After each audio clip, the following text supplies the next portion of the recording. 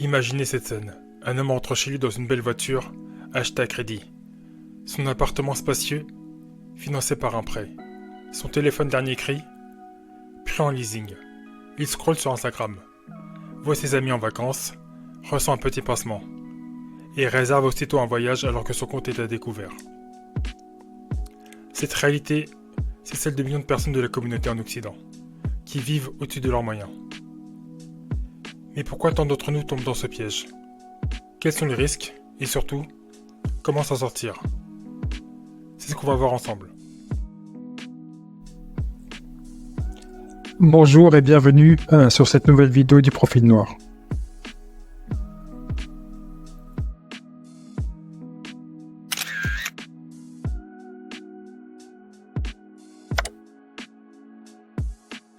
Pourquoi certains s'endettent pour des choses dont ils n'ont pas vraiment besoin? Plusieurs raisons expliquent ce phénomène. La pression sociale et les réseaux. Instagram et TikTok ne montrent que des vies parfaites.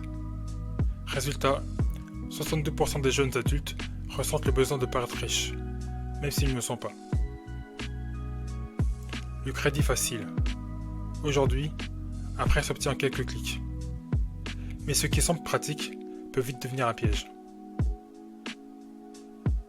Le manque d'éducation financière. La plupart des membres de la communauté ne savent pas gérer un budget. Forcément, à la fin, ça pose un problème. L'illusion du statut. Beaucoup pensent que posséder des objets de luxe leur donne du prestige. Mais en réalité, ce qui compte, c'est la stabilité financière. L'effet de mode et la course aux tendances. Chaque année, une nouvelle tendance pousse les consommateurs à renouveler leurs vêtements, gadgets et accessoires pour rester tendance. Ce besoin constant de suivre la mode entraîne des dépenses inutiles et répétées. Tout ça pousse à des comportements irrationnels. Voyons maintenant les motivations profondes derrière ces choix.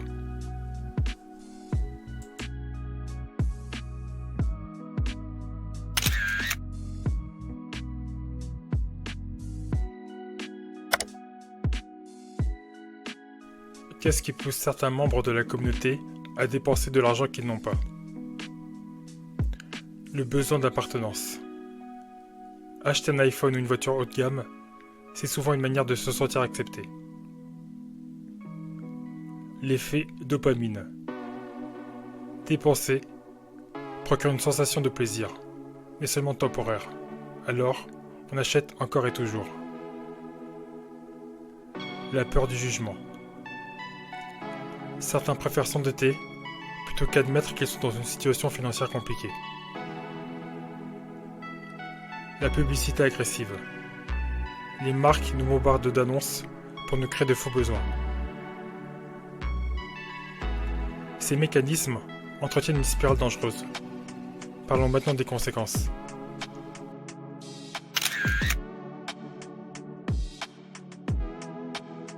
Vivre au-dessus de ses moyens peut très vite devenir un cauchemar.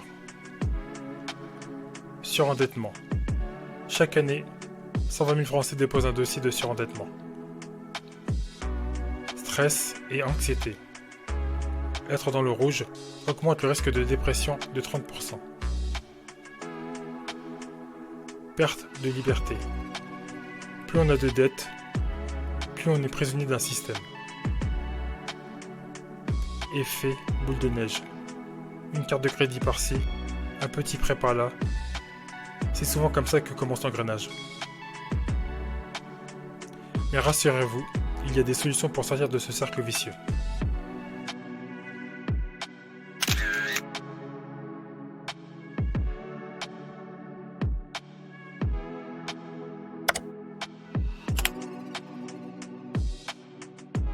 Voici quelques idées assez répandues pour éviter de vivre au-dessus de ses moyens.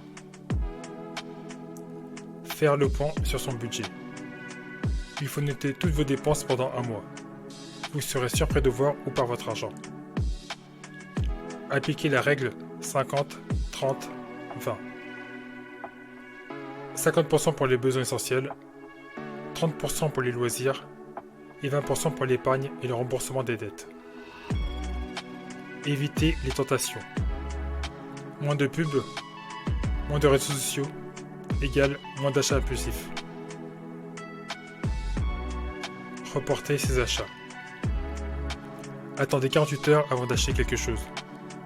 Cela peut éviter bien des erreurs. On ne se rend pas bien compte, mais prendre son temps avant d'effectuer un achat peut permettre d'évaluer si ce dernier est essentiel ou non.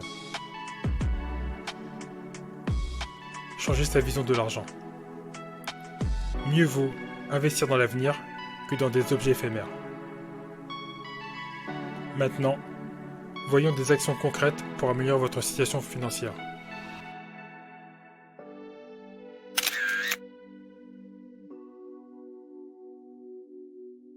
Voici quelques astuces simples qui vous permettront d'améliorer vos finances. Faire un audit de ses dettes. Listez tout ce que vous devez et commencez par le ou les prêts au taux les plus élevés en priorité. Automatiser l'épargne. Mettez en place un virement automatique chaque mois, même une petite somme. L'important est de prendre l'habitude d'épargner régulièrement. Utilisez la méthode des enveloppes. Une autre astuce peut être de retirer en liquide votre budget mensuel et de le répartir dans différentes enveloppes pour mieux contrôler vos dépenses.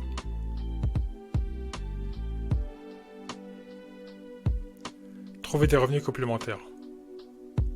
Freelance, vente d'objets inutiles, petit boulot, tout compte pour augmenter son revenu. Se former. Lisez des livres comme par exemple « Je vais vous apprendre à être riche » de Ramit Sethi pour apprendre à mieux gérer votre argent. Suivez des créateurs de contenu spécialisés dans les finances personnelles. Il n'est jamais trop tard pour s'éduquer financièrement. Évitez les abonnements inutiles. Netflix, Spotify, abonnement à une salle de sport non utilisée. Faire un audit de vos abonnements peut livrer des dizaines, voire des centaines d'euros chaque mois. Négocier ses contrats. Assurance, forfait mobile, électricité. Appelez vos fournisseurs et demandez de meilleures offres. Beaucoup d'économies peuvent se cacher ici. Se fixer des objectifs financiers. Avoir un but clair, épargne d'urgence, achat immobilier, indépendance financière, etc. aide à mieux gérer son argent. Toutes ces actions permettent de reprendre le contrôle de ses finances. Mais avant de conclure, rappelons-nous l'essentiel. Vivre au-dessus de ses moyens, c'est s'offrir un confort immédiat au prix d'un stress permanent. Et franchement, ça n'en vaut pas la peine. La solution, il faut changer son rapport à l'argent. Apprendre à consommer intelligemment, à investir dans l'avenir et à construire une stabilité financière. Parce qu'au final, mes amis, le vrai luxe, c'est d'être libre. La liberté financière ne signifie pas être millionnaire, elle signifie ne pas être esclave de ses dettes, pouvoir choisir son mode de vie et surtout, dormir sur ses deux oreilles. Alors, dès aujourd'hui, posez-vous cette question. Est-ce que ce que j'achète me rend plus heureux ou est-ce juste une illusion? Et surtout, passe à l'action. Parce que la meilleure façon de changer sa situation financière, c'est de commencer maintenant.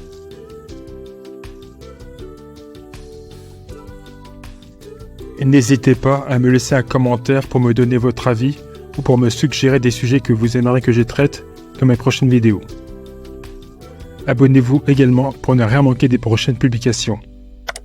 Merci beaucoup d'avoir regardé cette vidéo et à très bientôt sur ma chaîne.